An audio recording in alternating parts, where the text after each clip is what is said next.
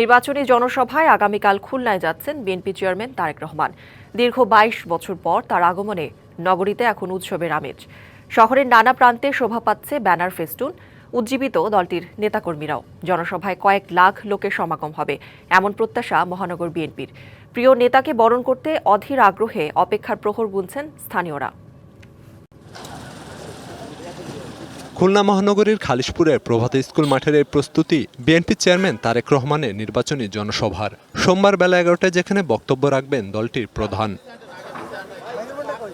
প্রায় ২ যুগ পর তার আগমনকে ঘিরে শ্বাস রব উজ্জীবিত দলের নেতাকর্মী ও স্থানীয়রা।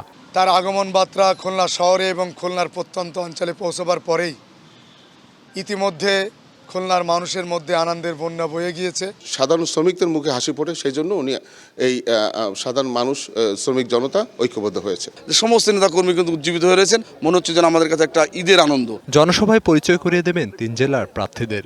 আয়োজনের সব প্রস্তুতিও প্রায় সম্পন্ন। খালিশপুর নয়, খুলনা নগরী হবে তারেক রহমানের মঞ্চ, যে মঞ্চে তারেক রহমানের এই তারেক ফোবিয়াতে খাড়া খুলনার মানুষ আজকে ব্যাপকভাবে আলোড়িত হবে।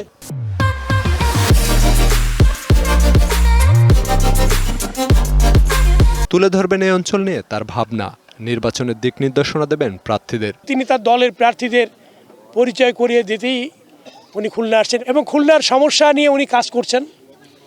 সমস্যার সমাধানের জন্য উনি ওনার আগামী দিনের কর্মপরিকল্পনা খুলনায় উনি প্রকাশ করবেন। এই ভোট উপলক্ষে জনগণের দলে দলে যাচ্ছেন।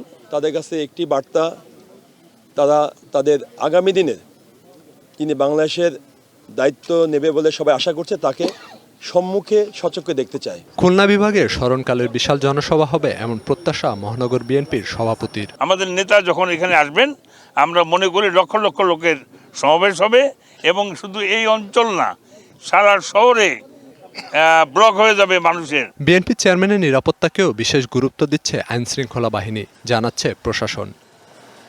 DBC news desk.